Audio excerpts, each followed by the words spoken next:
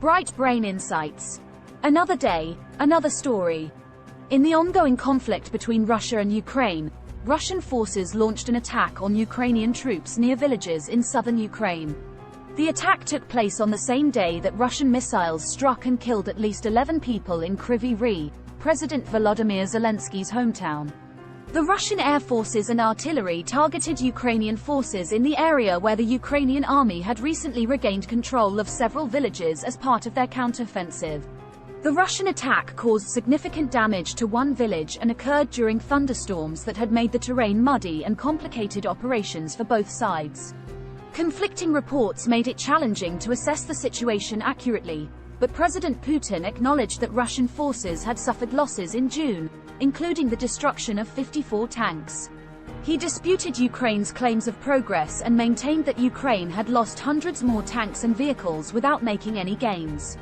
The attack on Ukraine's vanguard forces highlights a vulnerability as they move away from their own air defenses and electronic jamming systems, leaving them susceptible to Russian air attacks.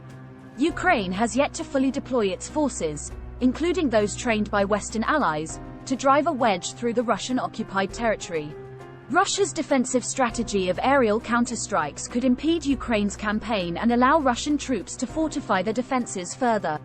President Zelensky acknowledged that the bad weather had hampered their military operations, but he stated that his troops were still moving forward despite the challenging conditions. The Ukrainian military reported limited advances of 500 to 1,000 yards in some locations in the south.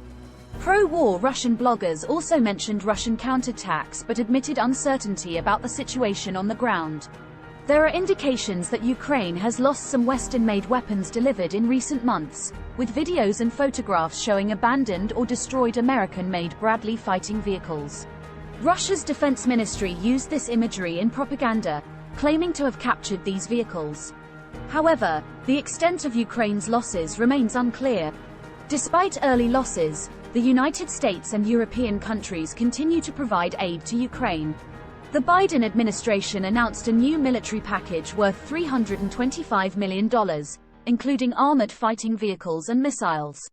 The United States has already sent significant military support to Ukraine, and European countries have also contributed armored vehicles. Alongside the battlefield attacks, Russia continues to target Ukrainian cities, including President Zelensky's hometown. The Russian strikes have caused casualties and damage. Ukraine's military has been effective in defending against Russian air attacks, but debris from intercepted missiles and drones has still caused harm.